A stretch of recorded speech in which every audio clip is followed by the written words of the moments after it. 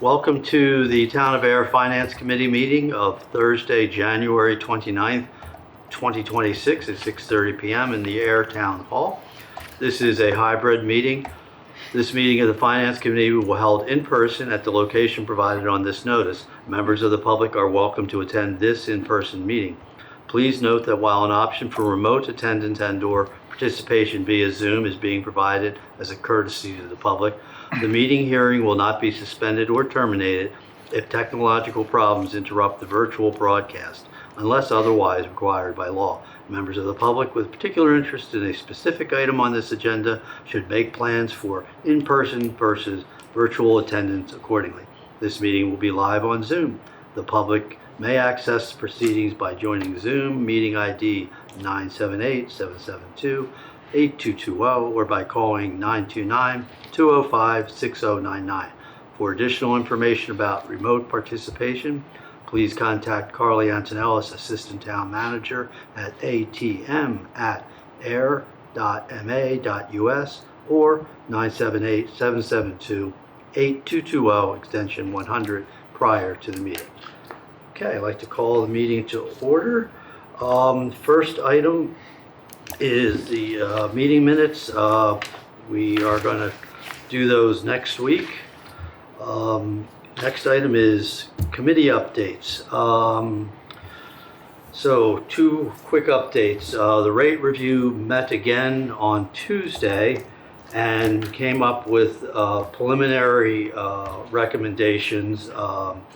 Again, they're going to meet, the rate review is going to meet one more time and review these again. But currently, they're looking at, for the water, going with 3% rate increase. And actually, I mentioned that our group had said, you know, if we're going to do it, let's do it right. And take $350,000 from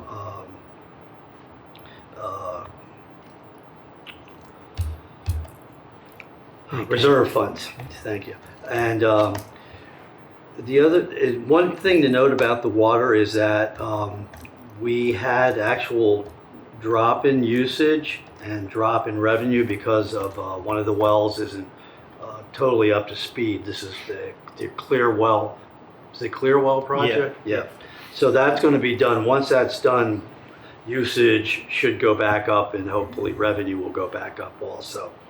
So that's will help in the future. With the sewer, we're looking at saying for a 5% increase and using $50,000 from the reserve fund. So that's where we currently are with the rate review. Again, we're going to be meeting again in another 2 weeks and then finalize those numbers and then present that for review with the public hearing. There was a capital planning meeting just before this one and pretty much finished up looking at everything, and it's been pretty tight. The only big thing that came up this meeting was the Sandy Pond Beach House, which we had put a placeholder of 1.2 million for that, but they're going to park director is going to revisit that. They've got 4 bids in, but they're going to revisit that and see if we can get that down to 800,000 would be a nice number to get that, or even less than that. So capital planning is going to look at that a lot more closely. And again, I have to note, I think Department of Public Works did a great job. They have cut back. I was looking at Robert for affirmation there. So I think the capital planning's done pretty good job of keeping that down to the minimum. Just for what was really needed this year. So, any questions on those? Rate review, capital planning. Yeah, we have a budget of 1.2 million. Is that what you said? 1.2 million? Oh, no, that was the ask for the Sandy Pond Beach House. Okay, all right. And you've gotten 3 bids? They've got 4 bids. 4 bids? That they're just, they've got 4 people that are going to put bids in. Oh, I see. Yes, Okay. I'm sorry. All Yeah, right. let me Got rephrase that. So they are, Sarah is her name, Parks Director? Sarah. Yeah, I think she's got pretty clear idea that we want to, as they put together their recommendations, they should be going low, 800,000 or. So just last question, 1.2 million includes design and all those other components, or is that for construction only? All in. Okay, Yeah. all right, thanks. Yep. Okay. Pauline, do you want to jump in on question here? Yes, Kurt, thank you. Yeah. 2 questions. I presume you have a quorum because all we see out here in Zoom land is you. Oh, yes, we have 3 of us, yes. Okay. Oh. And I don't know why. in respect to the last question about the Sandy Pond Beach House, Mm-hmm. the RFPs are only for design.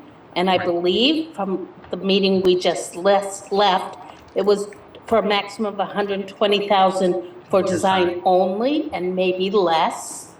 And the 1.2 number is not even on the budget or the warrant this year, it's a placeholder. Is that Correct. am I correct on that? Oh, yeah. So, that was the ask, the Parks was asking for 1.2 million, but for right now, is still to be decided on entirely by the Capital Planning Committee before going any further. No, they're not even asking for that, that's a placeholder, Oh. which means there's no ask. Okay. The only money being requested at least at this point is the design phase of 120, and until those RFPs are public, we don't even know what that will be. This So is I true. apologize for the correction, but I think it was important given. Yeah, no, the budget that was season. a good clarification. Yeah, thank you. And is there any way to make the picture that we see on Zoom smaller so although I like looking at you, I'd like to see who else is there. All you're seeing is the back of my head, Yeah. too. Yeah, well, you don't want to see the back of my head, trust me. Hold on 1 second.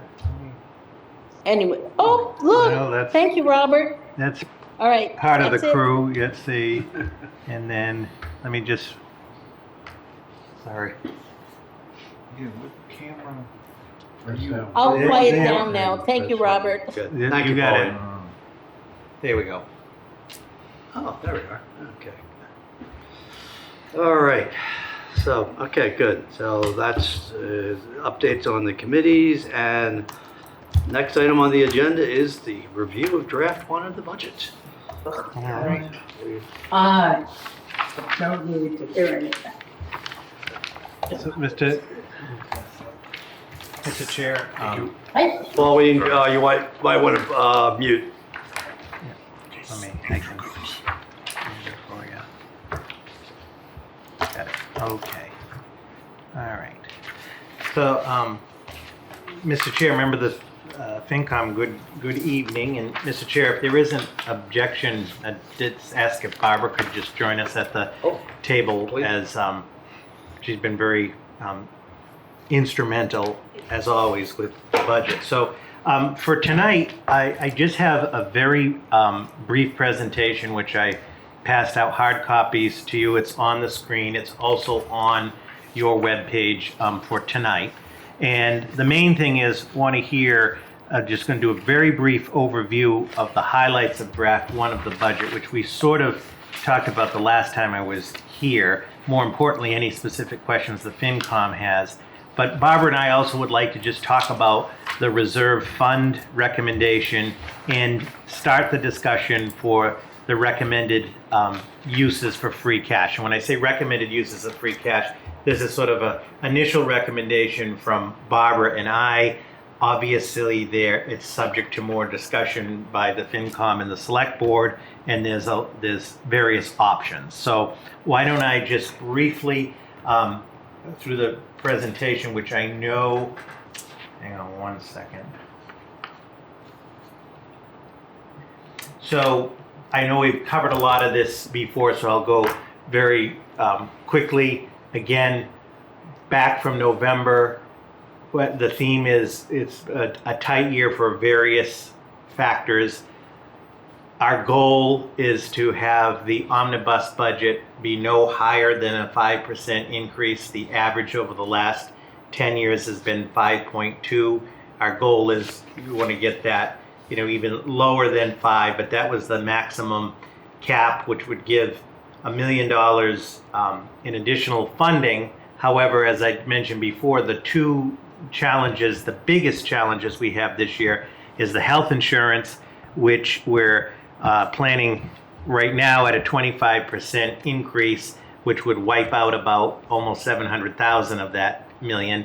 And then, of course, the regional school assessments. And as the FinCom knows, the school committee and the superintendent will be here next Tuesday at 6 for the joint meeting of the FinCom and the select board where they present their budget. So that you've seen that slide before. And then the second slide just Rob, can I just ask for clarification on this? Yeah. Okay. So, in a perfect world, if we would be looking at our budget this year would be 21 million. Right. With, That would assuming 5% increase. Right. So what?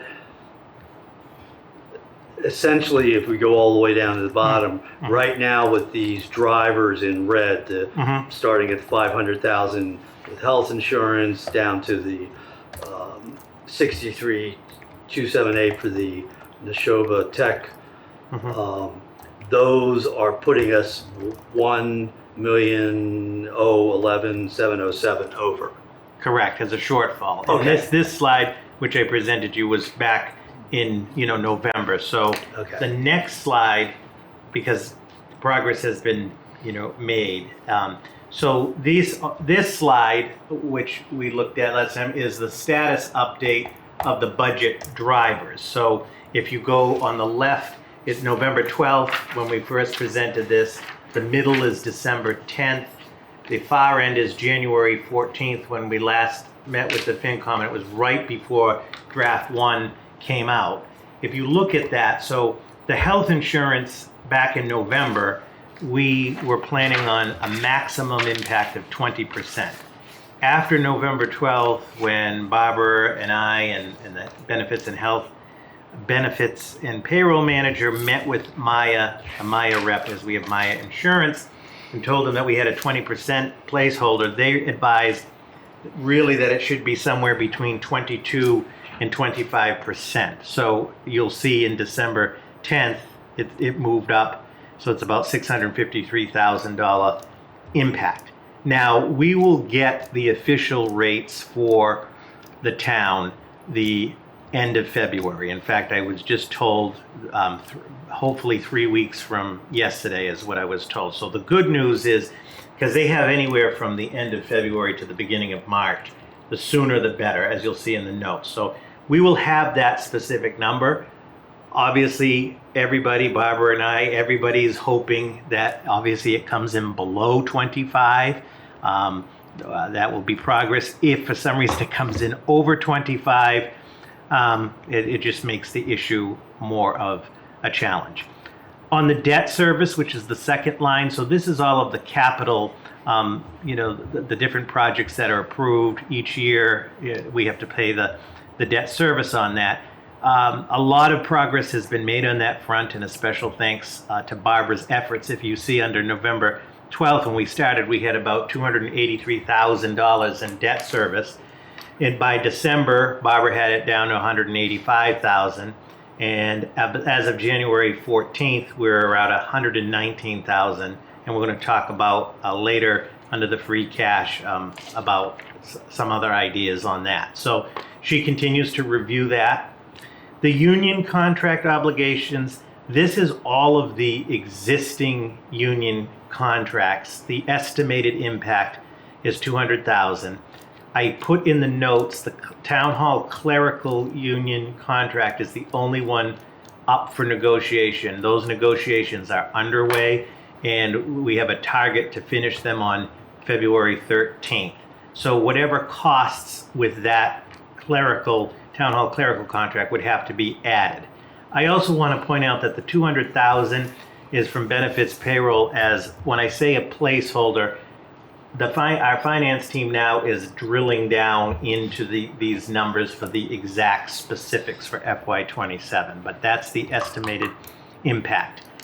The next line is the non-union contract obligations, personal service contracts, non-union folks, about 125,000.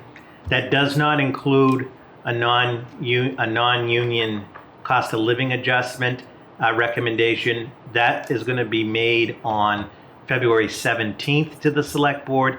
And if the FinCom recalls, per the town's financial policies, there's a process for that. There's various metrics we look at.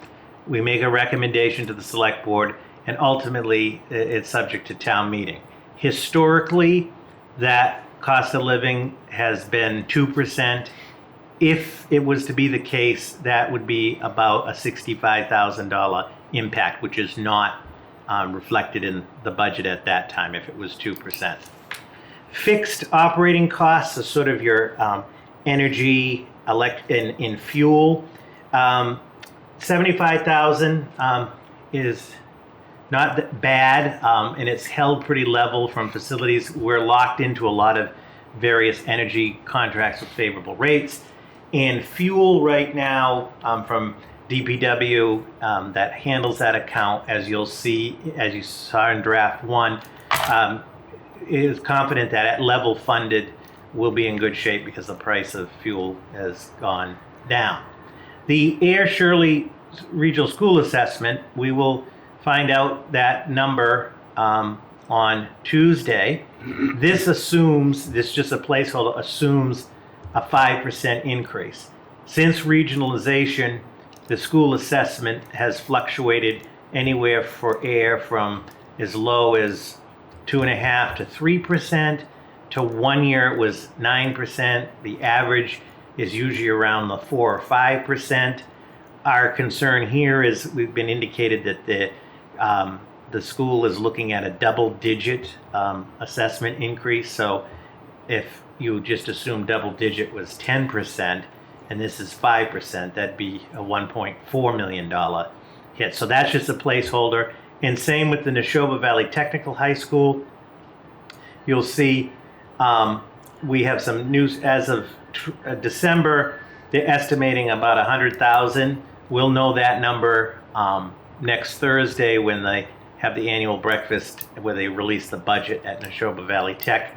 We will transmit that to the FinCom and the Select Board and post that to the budget page as soon as we get it. So if you go by this, and this has changed because budget's always moving, there's about a $2 million shortfall for the omnibus. So just quickly, overview of draft 1 of the budget, which you received on the 16th, and I do have it as another file we can pull up in a minute for questions, but just to point out, it was submitted on the 16th. It assumes a level service budget, meaning the assumption is to keep the existing level of service going. It maintains the same staffing levels. There were no new positions. It assumes that 25% health insurance placeholder, which we're cautiously optimistic that comes in lower, that's beneficial. Doesn't include the clerical contract costs yet, but as I mentioned, we'll have those by February 13th. The non-union personal service contracts, there are 3 that are up: the fire chief, the deputy fire chief, and the town clerk. We'll have those done in February. It does not include any COLA recommendation, as that process, the recommendation will be made to the board on February 17th.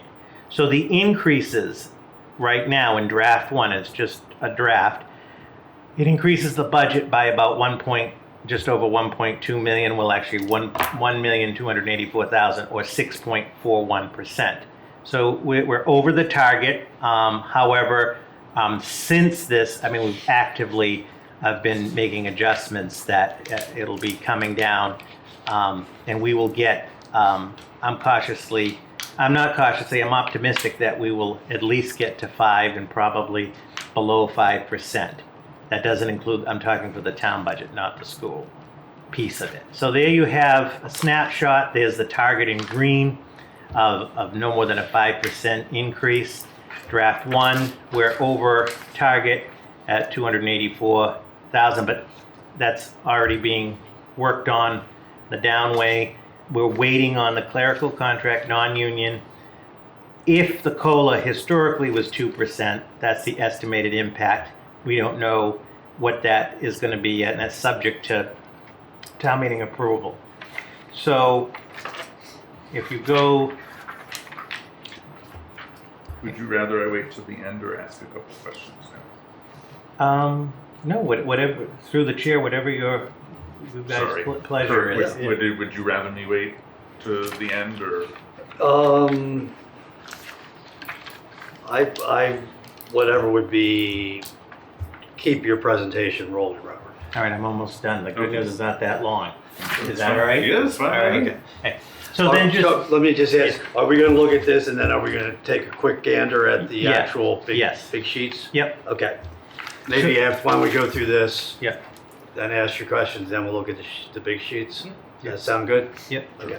So just the next slide is just the next steps in the process, not going to belabor it, but February 3rd, we're going to know the initial number from the Ayer Shirley Regional School District on the 5th. So next week's a big week. We'll have the Neshoba assessment. February 17th to the Select Board will be that COLA recommendation. Late February, early March, which I just said it'll actually be the end of February, we'll know the health insurance rates. And then I put here mid in the blue, the reason I put this is though the regional school committee is coming Tuesday, they actually do have, and they're going to Shirley on February 9th, they have up by law up to 45 days before town meeting to submit their final budget. So they actually will have until March 17th to send to the towns, the exact budget, and we'll keep you updated on that. And then March 25th at 6 is the public budget presentation, which has been a joint meeting with the Select Board and FinCom with all of the department heads here. We anticipate to have for you in the Select Board and the public a draft 2 once we get that final health insurance number. So probably the middle of February, we'll have a bigger piece of the picture from draft 1. So 2 last items, and then we'll shift back, as the chair said, to the draft 1, to the big sheet.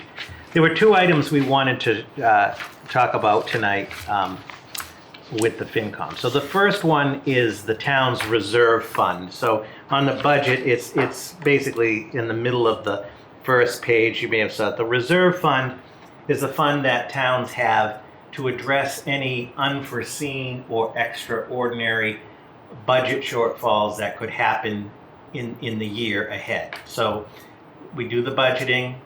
If a budget is approaching 0 or is in a deficit and it's driven there due to an unforeseen or extraordinary matter, we can access the reserve fund, which, as this committee knows, requires a simple majority vote of both the Select Board and the FinCom. And this is designed because it would be great if we could predict everything in the year, but things do happen, but they have to follow in that category.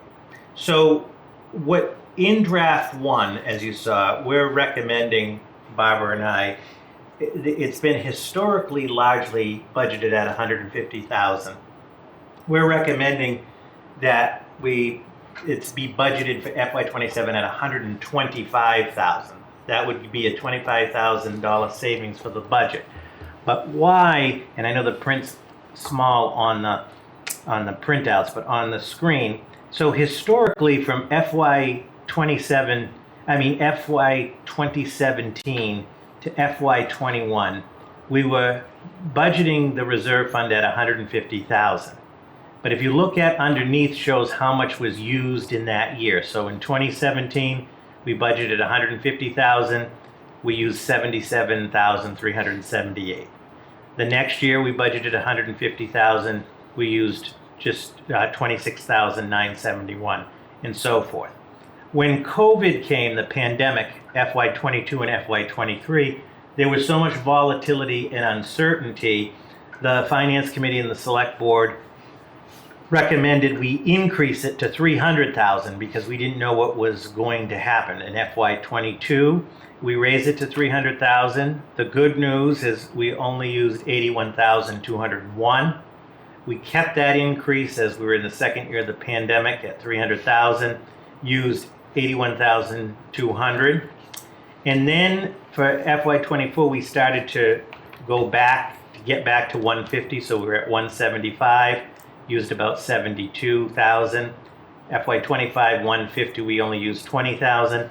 This yellow, we're in FY26, about halfway through, budgeted at 150,000, we haven't used any, and as this committee knows, it's usually towards the end of the fiscal year. So we're recommending, based on these trends, to budget it at 125.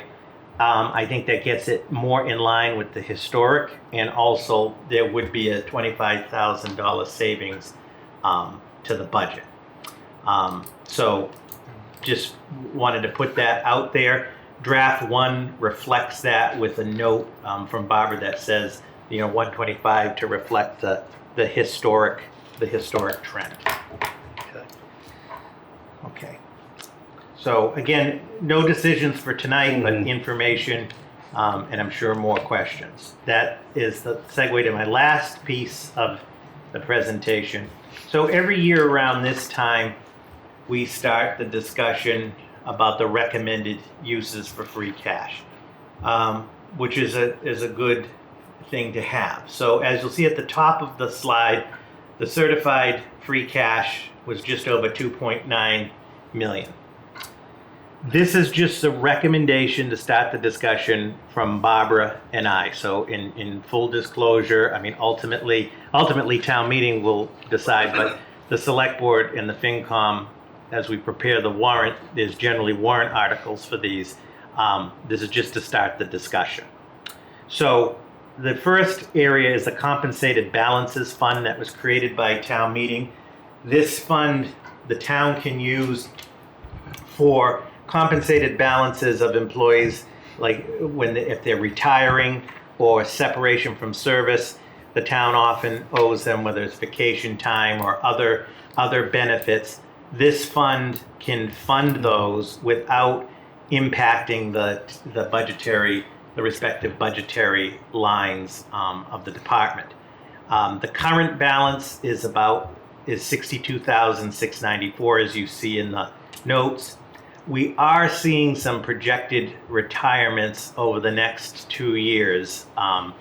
Some very long-term employees with great service and so forth will be leaving.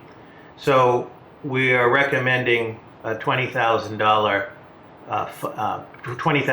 for the compensated fund, which would put it at about 82,000. The next line is the pension forward funding. As this board knows, for some time, several years now, we're able to forward fund our assessment for the Middlesex retirement system. So every town gets an assessment, and you can forward fund it. And by forward funding it, you realize savings every other year generally. And so, for example, this year, the increase of the assessment is only, I think, 6%, right? 6.5, which is the best, the benchmark. Yep. The 6.5, which is the benchmark.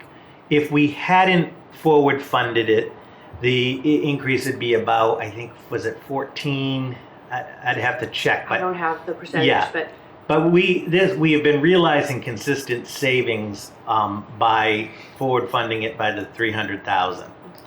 The next is the town's post-employment benefits. So per the financial policies, it says that we will ideally would fund up to $300,000 each year.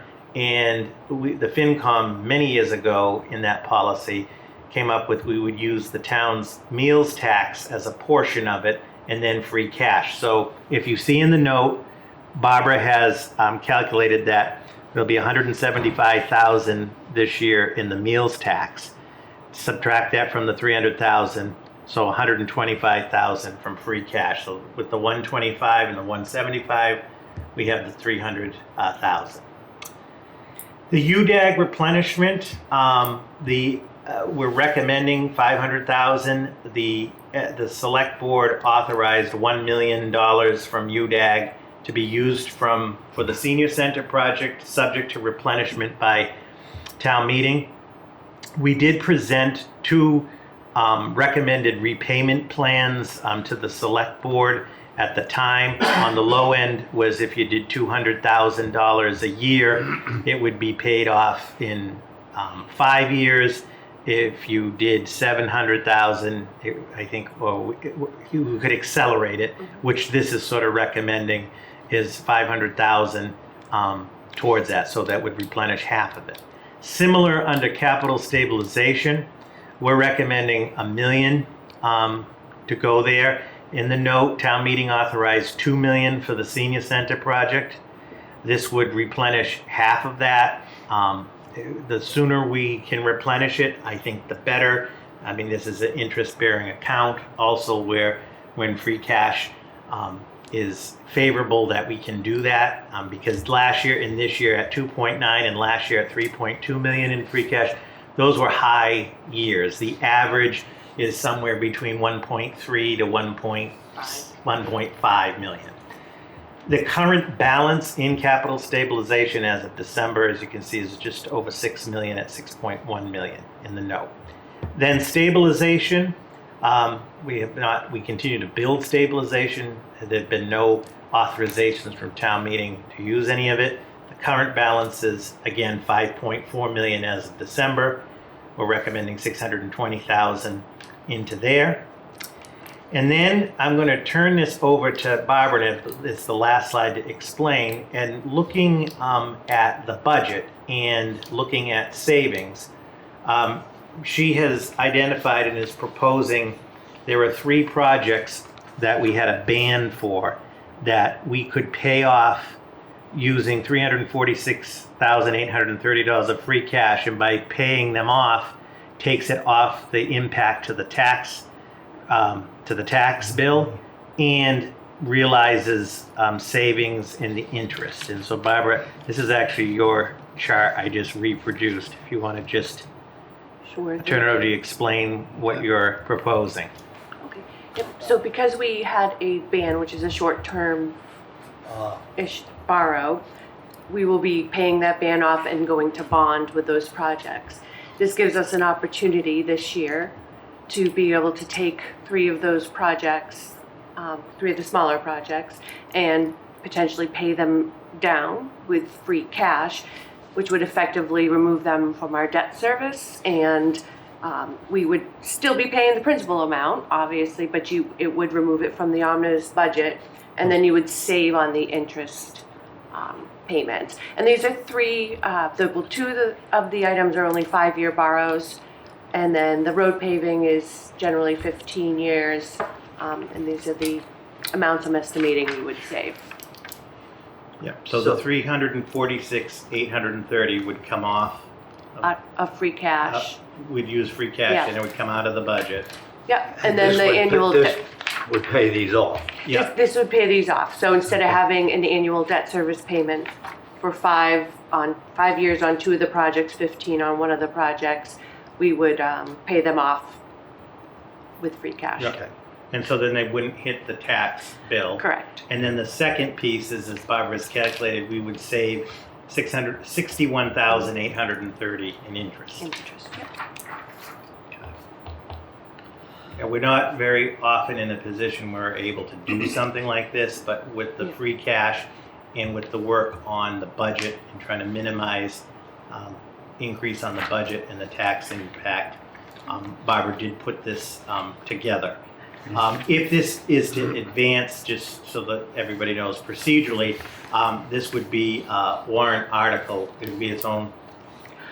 Do we need a warrant article for this? I'll have to think We have about to, that. we have yeah. to check. To see how we did it last time. Yeah. So we did this one other time about 3 years ago Yeah. at a fall town meeting, or no, it was a spring town meeting. And then, so I can check on that. Mhm. So, Mr. Chair and members of the committee, I'll pull up the budget. That includes, and I'll have this available too, that just includes this brief presentation here. You have hard copies and it's on the website. And Barbara and I are happy to answer any questions.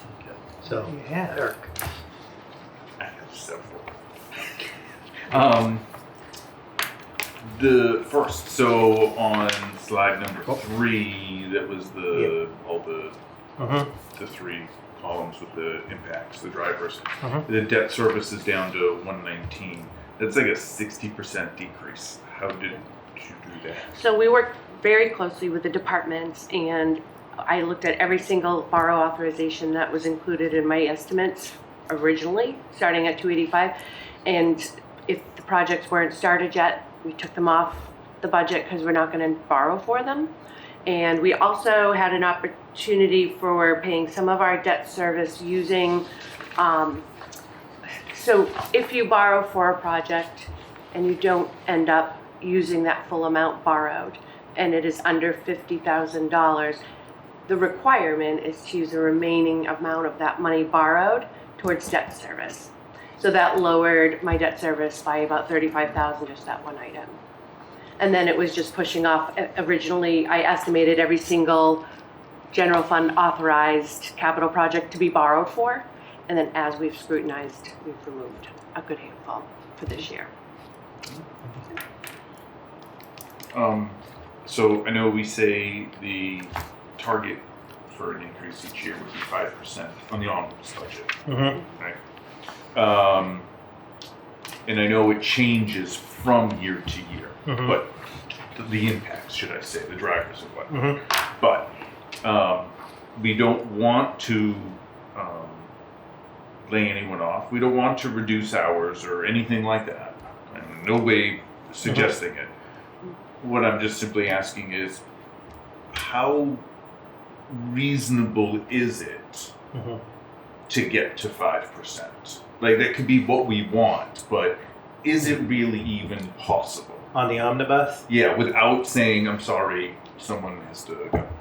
Yes. So here's the great question.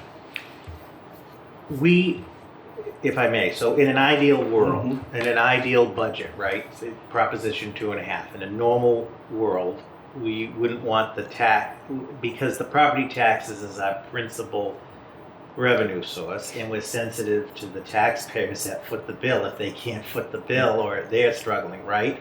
So in a normal situation, wouldn't it be great if every year the omnibus budget just went up 2.5%? Now, we do have some other revenue sources and so forth. So 5% as a maximum is a more sustainable number. Last year was 5.9. That was on the higher side. There have been a couple of years it's been 7%, right? But we want to really get, and when I say tightening up, I would really like to have 5% be the new cap. So to answer your question, right now, on the omnibus side, we're confident we can hit that target of 5%. In fact, probably in the high 4s. That's a good question, without laying anybody off, so forth. Now, the two big challenges is if the health insurance comes in higher than 25%, I will be back with a box of Kleenex. No. Yeah. And we don't on the school piece, because of course, yes, the omnibus, which we can control, but the school piece, what that is, that it impacts obviously the taxpayers and impacts the total budget. So in an ideal world, it would be great if the omnibus budget came in no higher than 5, which we're confident we can hit that 5.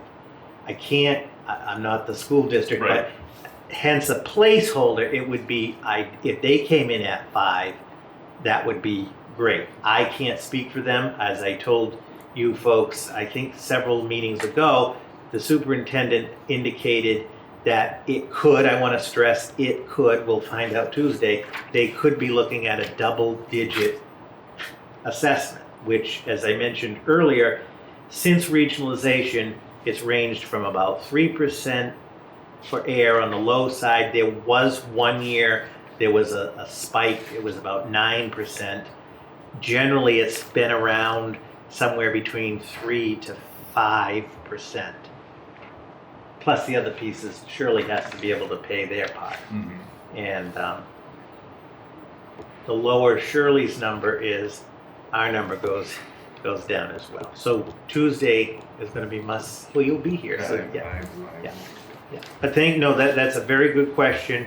The way things are going, I think we're in pretty good shape on the omnibus. Because one of the last things I will say, we are sensitive to the fact, all of us sitting around this table, whether you live in Ayer or anywhere, the costs of everything, it's an issue of affordability. We know in Ayer, there's enormous pressures on Ayer, whether it's, gentrification, the migration from the 495 Beltway, costs. We have a lot of seniors, we have on fixed incomes, we have a lot of people on fixed income, except. And we're at that, so that's the other piece, is that we have to be as efficient as possible and really tighten this up. Yeah, I just wondered, because I know a lot of the budget is things we can't cut or choose not to increase.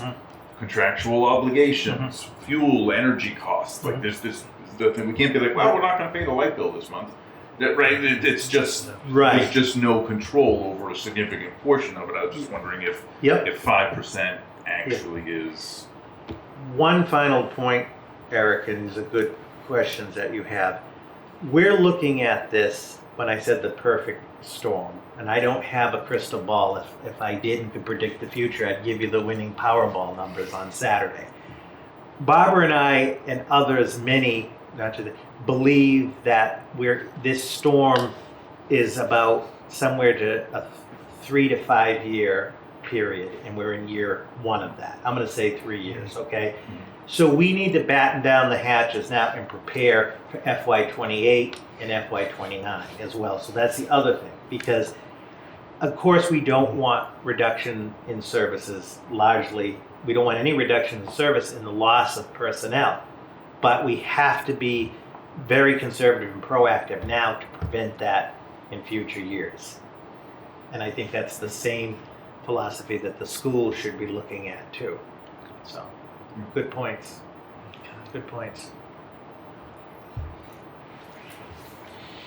Mr. Chair.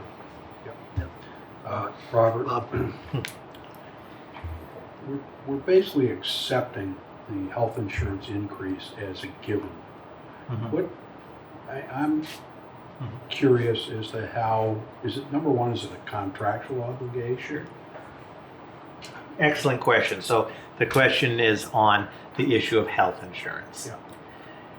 So municipalities are put in a unique position when it comes to the issue of health insurance, because we don't have a lot of options. The options are, one is you could be self-insured, which Ayer has never been, because we don't have the capacity to be self-insured in mostly cities and larger places.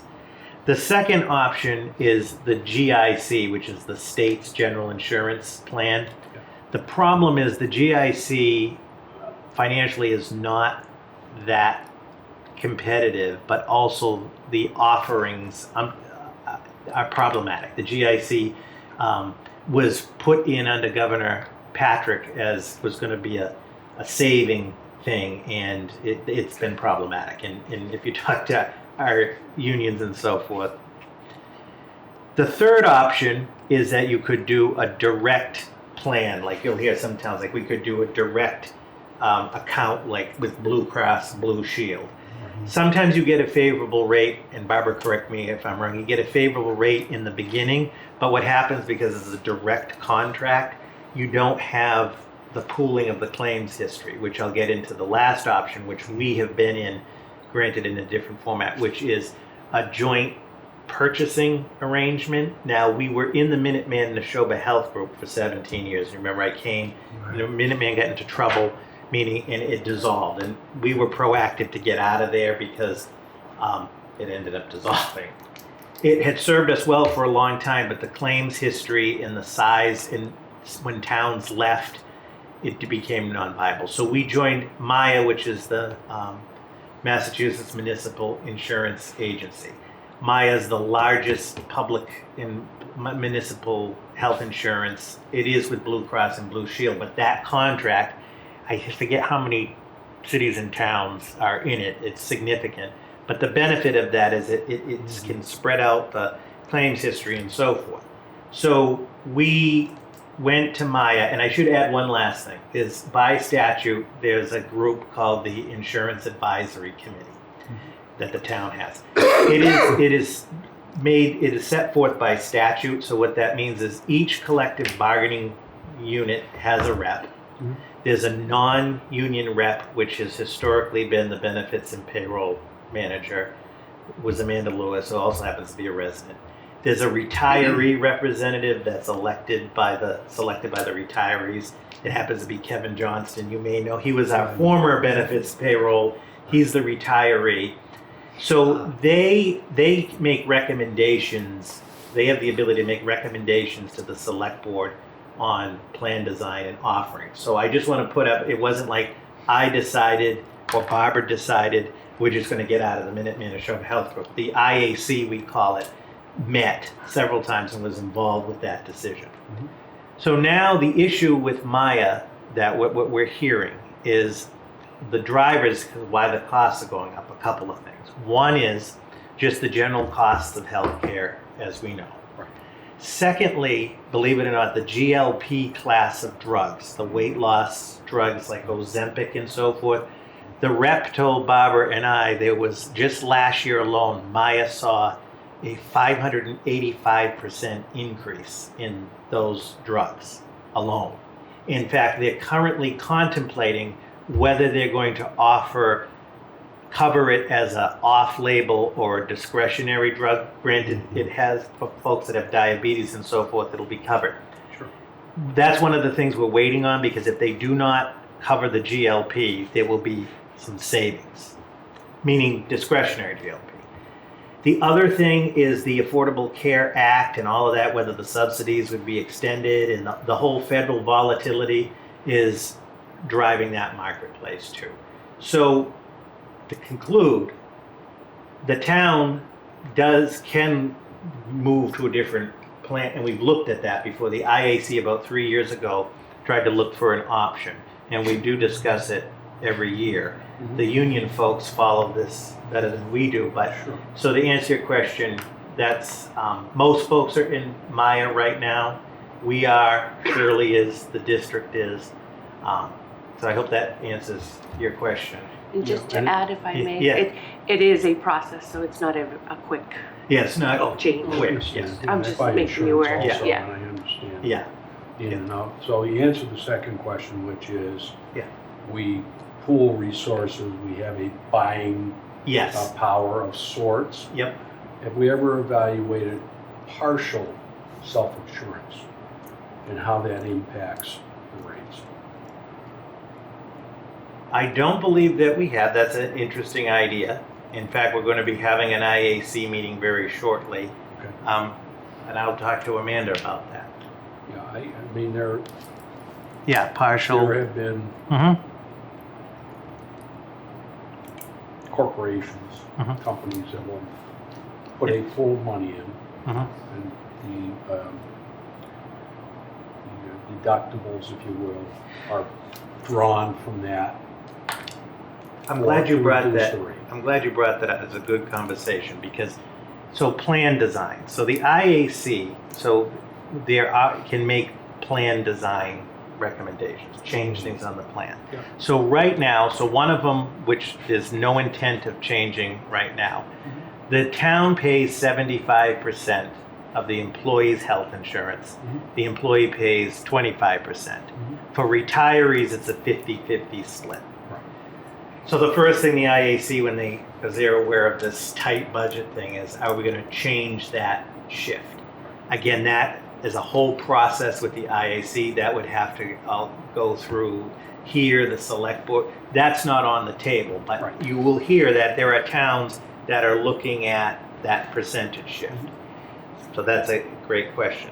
When we looked at the plan design changes on the IAC, because we said, okay, if we change the deductibles and so forth, which is there a process, would we save any money?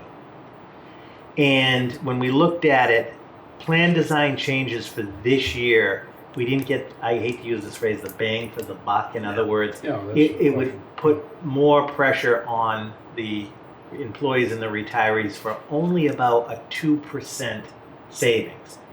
So the IAC agreed that they said, let's not look at plan design changes now for FY27, but definitely for FY28, because there'll be more time and also it needs to be on the table. So I'm glad you brought that up. So we can make changes through the IAC shifts. Okay. Mhm. And I'm assuming that the school Yep. department is under the same umbrella, is that correct? Yeah, they're a separate account Teachers because they're a district, but they are in Maya. So strength in numbers, so they can Right. spread. Each community has its own claims history. Don't get me wrong, but Yeah. there's strength in numbers. Yep. Okay, and population is getting older, Yep. but as the population gets older, the employees get younger. So how does that impact? That's a good question. I could have Amanda look at a demographic trend. Yeah. That's a good. Yeah. Let me get back to you on that. I don't know offhand. Yeah. One thing they have been doing is Ayer now offers a high deductible plan with an HSA attached to it. So as we have had younger employees and that HSA builds up throughout Good, their good. lifetime, Yeah, so okay. then when they're older, they have those funds to offset illness and stuff. So that is something we've been offering for at least 5 years now. At least about 5 Yeah. years. Yeah. Okay. Those type of things they do look at all the time. Okay, thanks. No, all excellent questions from both of you. Clarification on that.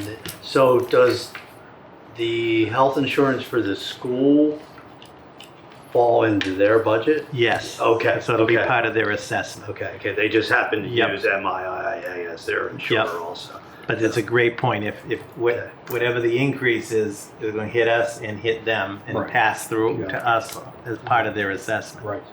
So the history on the town's health insurance is that 2 years ago, we were essentially forced to make the switch and from Yes. Minuteman to where we are now, MMIA.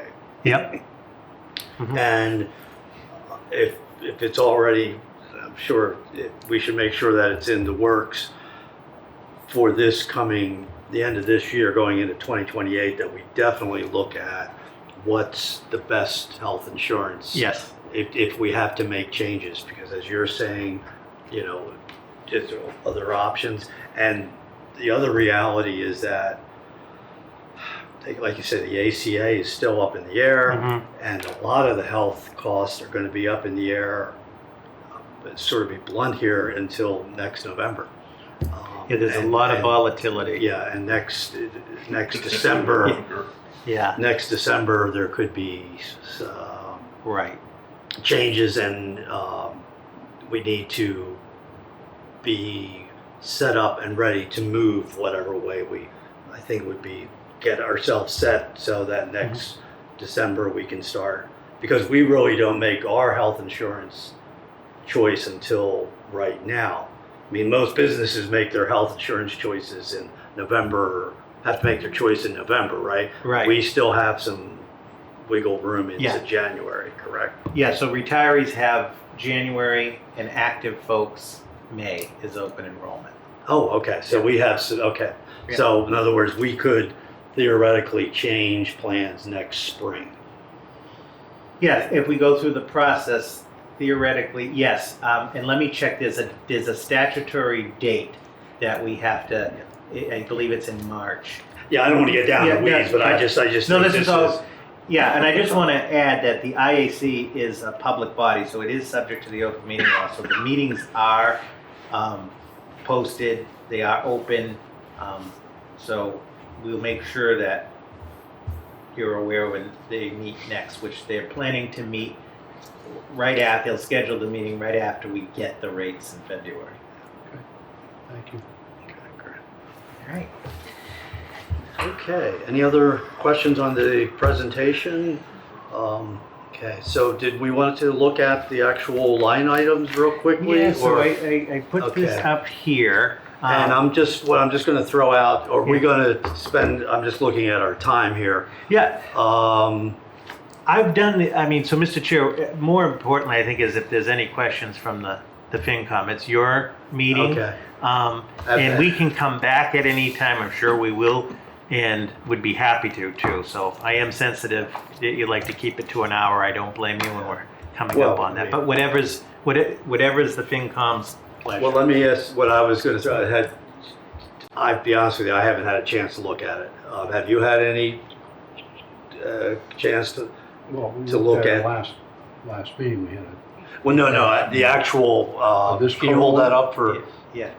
the- Oh yeah, this is my copy. I didn't Yeah. bring hard copies. Yeah, the actual, This- has anybody had a chance to look at this and have any particular question? No. Okay. Yeah. What I was thinking is, do you want to maybe just go through and just real I'll be quickly look at the notes. reds? The notes, sure. The note, Okay. and then we can go back and look at that and So individually. yep. So Excuse just as the chair said, looking at the red. So the select board budget, there is a reduction. There was a position that was a full-time 40-hour week position, as of right now has been reduced to 30 hours. So there's a savings of 17,616 there. That's what that note is. You'll see, like on the benefits payroll department, when it says contractual, like the salary, these are items that are set by contract, okay? Again, you'll see most of the departments are below the 3%, if not lower. Here's the reserve fund, where if we go with the recommendation of reducing it by 25%, 25,000, that's a 16% decrease there. The town accountant, again, on the wages, like you'll see contractual where it says right there, 2,000. Sorry, the thing isn't. Why is that low? There's a new employee that started at a lower, as a new employee starts, they start at a lower step or lower grade. So there's savings there. The computer support, there's been some reductions in the services there, meaning in the service line. Board of Assessors, again, you'll either see contractual or reductions to supply and expense lines. So in the interest of time, when the reductions you're going to see through the document, if it's an expense or service line that there's red, there's a reduction. What's largely happened is we've met with all of the departments. So just so the committee knows, Barbara and I don't make any changes to any department's budget without the department head being part of that in knowing. Those reductions, one of the techniques we used is we looked at the 3 and 5 year spending history of supply and service lines. And in many cases, what was budgeted, they were not even hitting that. So we adjusted to the historic average, sort of like what we did with the reserve fund tonight.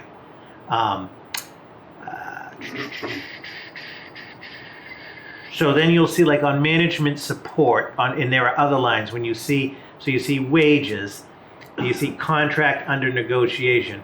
There is an employee that is in the town hall clerical union, and so when that contract is settled, if there are any monetary benefits and so forth, which there always are, that will be adjusted. So when you see the note, Barbara has contract under negotiation, that means it is a town hall clerical union employee in most cases. If it just says contractual, that's a non-union position for the most part. Elections, on the bottom up here, elections, I gotta get a pointer, that there are more elections this year than last year, so there is a slight increase. We've got the annual election, we've got the November, there's a primary, it's a cycle. So there's that. The postage, there's a slight increase on postage due to rates. I mentioned last time we talked about postage. That's overseen by the town accountant and is a code system, so we can track which departments. IT is one area we're going to come back to you on. You'll see it's largely level funded. We have a new IT manager who just started, hit the ground running. There are going to be adjustments, favorable adjustments to this, so we'll keep you posted. Where he just started, we've got to do some work on the IT budget. Specifically this line, the 121,284 line, the service line, there's going to be a favorable shift there and in the line. So there's an area, a positive area for us. Conservation, again, small changes as I mentioned. Let me see.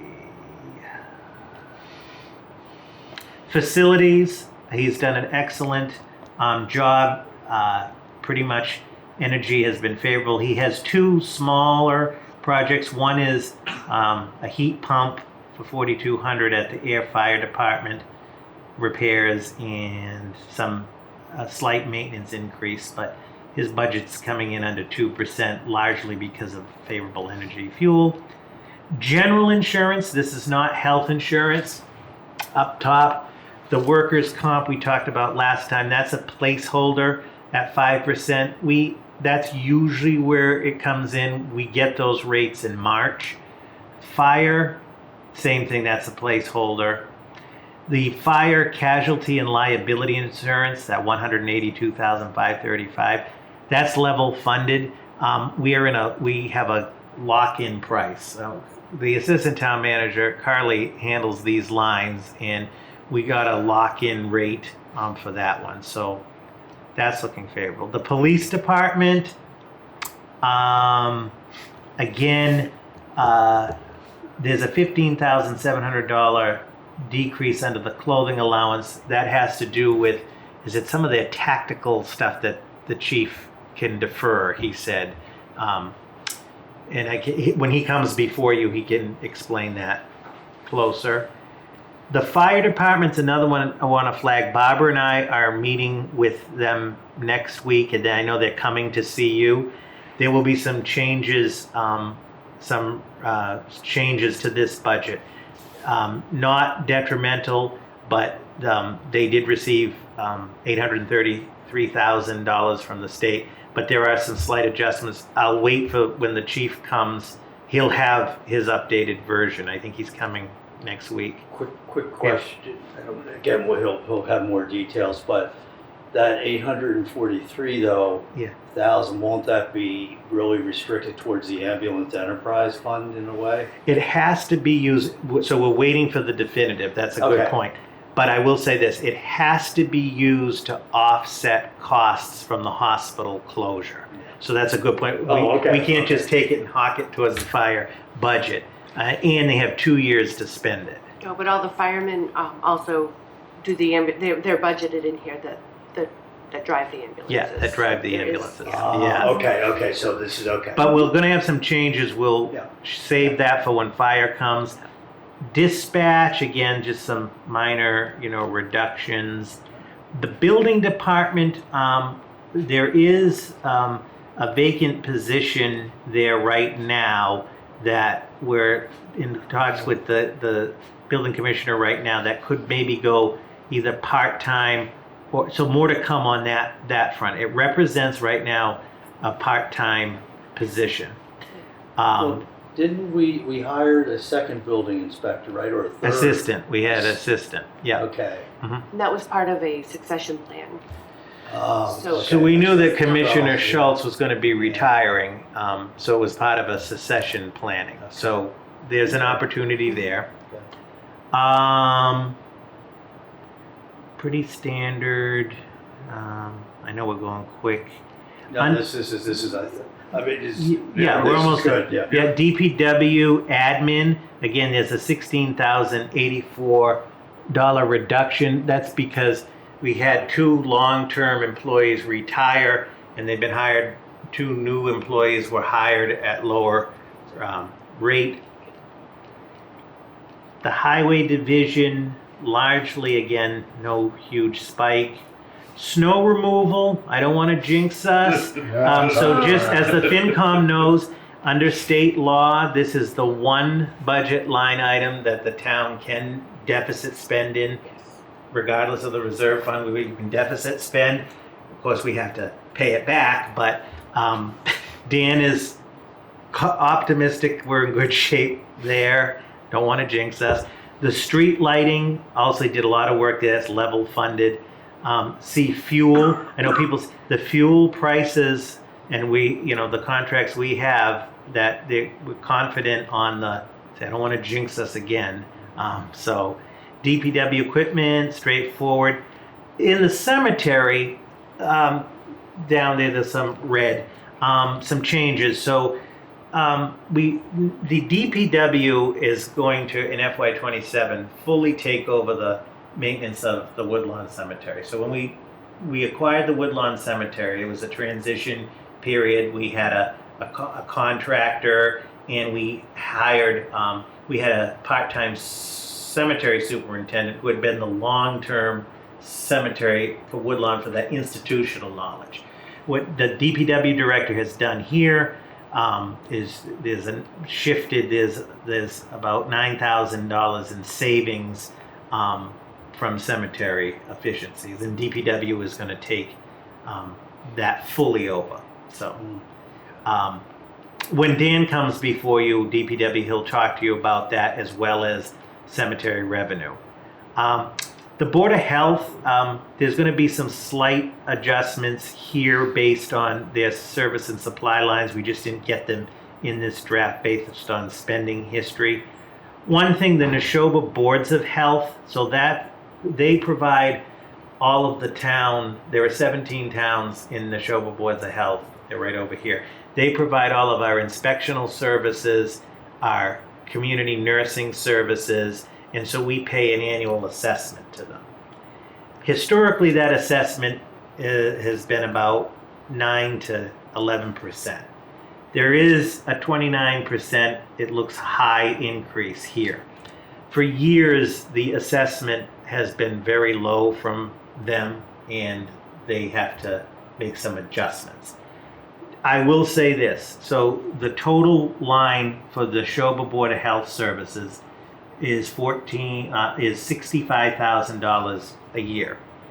If we had to create our own, we have our own Board of Health, which the agents report to them, but if we had to fund our own Board of Health with health inspector, town nurse, etc., you're looking at about $150,000 to $200,000. So it is still, I think, a value. The Board of Health has vetted this.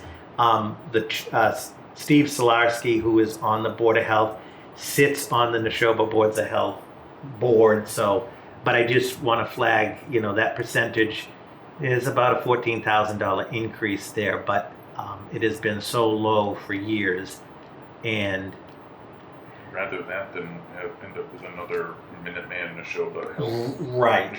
Right. Explode. Yep. I want to flag the social worker here because though it's here now, and you heard me talk about it last time, this may be coming out of the budget. And the reason being is we now have the COIN initiative through the police department, which is grant funded, all the social, there's a staff there. That's completely grant funded. And also, if the grant is reduced, the service is reduced. If the grant goes away, the employees go away. So how it should be done. Between COIN and the issue with a town social worker, you learn things the hard way. To get somebody, believe it or not, it's like a six-figure salary, like 130, 140,000. And so I think between COIN and some other things we're looking at, I think, because we can do anything, but we can't do everything, this is probably going to come out of draft 1. And I've alluded to it, publicly, not just here. So we'll keep you, that would be a $67,000 savings for now. The Council on Aging, no real shifts there. The veterans agent. So the town of Ayer has a Mike Detillion. Many of you may know him. Is the veterans agent. He's part-time for Ayer, Shirley, and Harvard. He's here Tuesdays and Thursdays. So there's no change to his budget. And then the veterans services line, he also oversees. This is for the benefits to eligible veterans in Ayer. And it can go down slightly by about $5,000 per him this year as a savings. That's based on number of veterans and projections. He has that down to a science, so it comes from him. So we're not looking to balance the budget on the backs of veterans, of course. And sometimes we're able to have a little reduction, sometimes it has to go up. Yeah, that's true. I'm assuming there's federal grant money Yes. for that, to support that effort. Yeah, so a lot of what Mike does, and he does a great job Yeah. for the 3 towns, there's a lot of benefits and so forth that are federal and some federal funding. So there's an opportunity here for a slight savings per him. The library, Barbara and I, we are going to meet with the library director. Nothing that really outstands, but I think there are some savings in here that will not affect the minimum requirement for the materials. Again, we're not looking to slash the library or so forth, but I think there are a few efficiencies in there. We're going to be meeting with the director and we'll keep you updated. Parks and Rec, what this is, Parks and Rec, that red is it's just shifting the assistant position, which was under salaries. The assistant position is actually an hourly, so it's how it's classified. So there's no, it looks like a change there.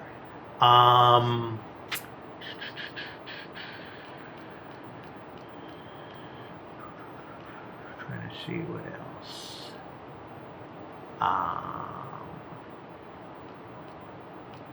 Can you What? go back up to Yeah. debt service line? Oh yeah, that's what I was looking for. So here's, Yep, so after Fine. January 14th, before the 16th, I did find another $35,000 in savings and reduced draft one. she's good. It happened on the 16th that I had it confirmed, so Yeah. just to make you aware. Yep. And so you're going to get an updated Yeah. version. That's a good point. This is, if you will, January 16th in time. And just keep in mind that this is reducing an increase. It's still an increase to debt Yeah. service. We had quite a bit of debt fall off as well. And then right below it, see retirement and pension we were talking about. So this is our assessment to the Middlesex retirement, every community that belongs, a portion of the retirement for employees. The increase is 6.4%, 160,952. That's because we've been forward funding the 300,000 each year. If we didn't forward fund the 300,000, and I'll get the specific number, I apologize for tonight in percentage, this 6.4% would be more like a 15% type of increase. So it'll get you the savings. Just Yeah. clarification, so that we're not sending 300 for the pension, we're sending 464 essentially? Is that what we're sending an extra 300? We're sending an extra. Yes, thank you, yes. We're And forward. Think of it as making extra principal payments to your mortgage because we have a final amount we have to get to being paid off. So it'll also, as well as saving us money through the duration, it'll shorten the period until we're at full valuation. So Okay. it's beneficial for the future of the town as well. And we don't And- have to do it, yeah. Yeah, and I'm always sensitive to this, having been in the business. Yeah. So when we get our assessment, they are taking into account our forward funding. Yes, Yes. when they do the valuation, which is every other year, Mhm. they do take into account the amounts that we forward fund when doing Okay. that Yep. valuation. Yep. Then right below unemployment is level funded. Again, that is to cover if an employee becomes unemployed or so forth. And that's handled by benefits payroll. Then you have the other employee benefits. the increase there, that's the town's portion of the payroll tax, which is what Amanda's calculating is the increase, the slight increase there. And then here's the big line, the group health insurance. So you can see this placeholder of 25,000 would be a $653,000 increase. This is going to be key. This comes down, comes in lower. That's going to be better relief. If it doesn't, we'll be back. So there's a key piece. And so you can see right now on January 16th, we're at 5.8% or 1,161,000. So keep in mind, if the social worker position, which is vacant, which we haven't been able to fill, that would take 67,000 out of there and some further adjustments. That's why I'm confident we're going to meet the target, probably slightly below. This is just for the town. Yeah, the departments have been very good with working with us and Yeah. making, because even the small reduction on a small department makes a difference. So it might seem like $50 isn't a lot or Right. 500, but it all adds up. Just regarding the social worker. Yeah.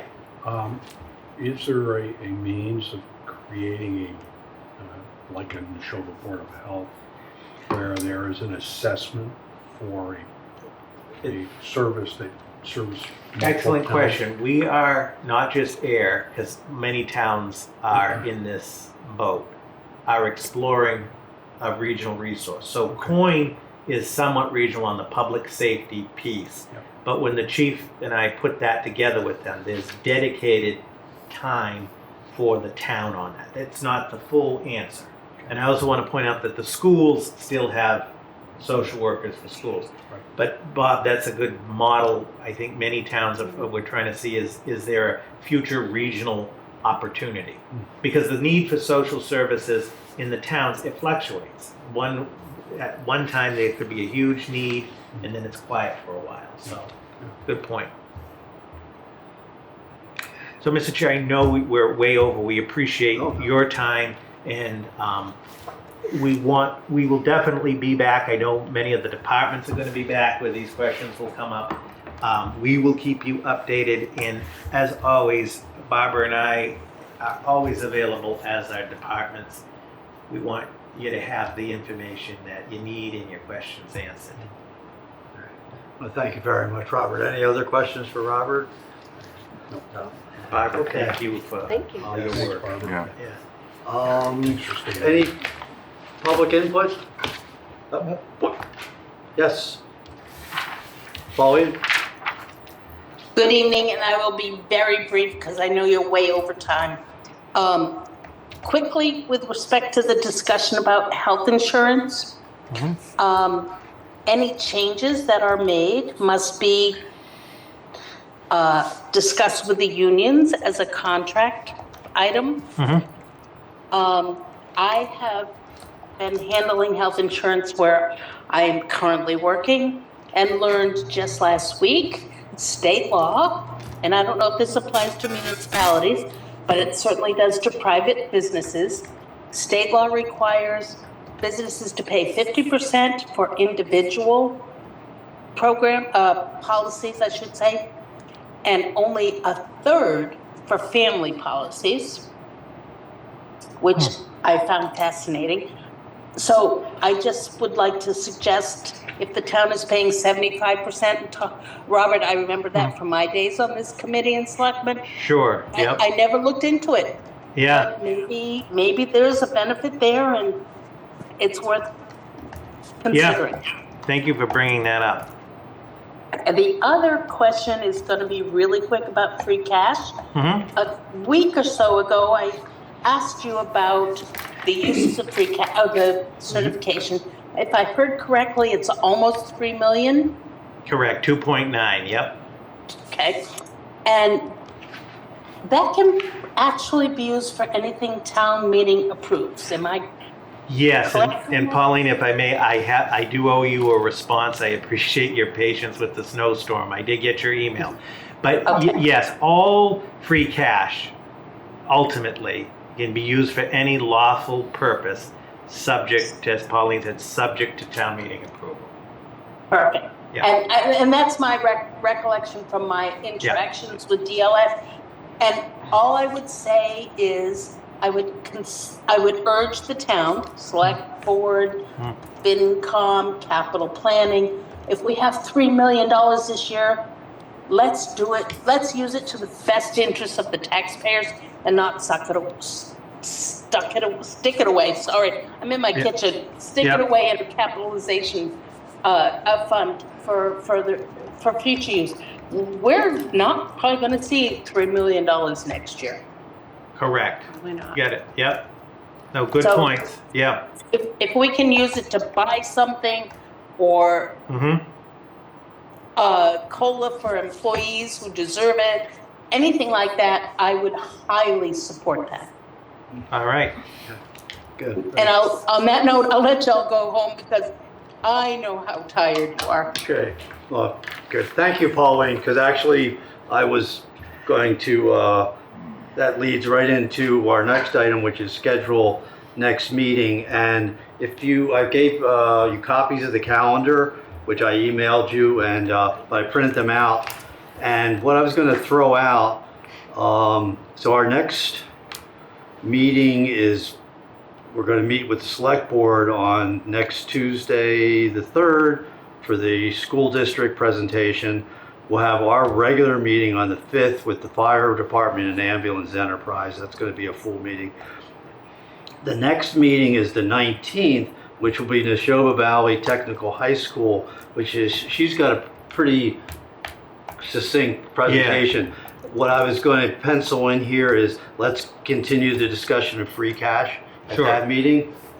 We'll have some time there. Sure. And that will give us some, That's the 19th. yeah, Okay. so I'm Yep. going to put the agenda will be the technical high school plus free cash. Yep. So, and then will be Public Works and Police Department. Okay, so next meeting will be we will be at the meeting with the Select Board on next Tuesday, and then our regular meeting will be the 5th at 6 o'clock.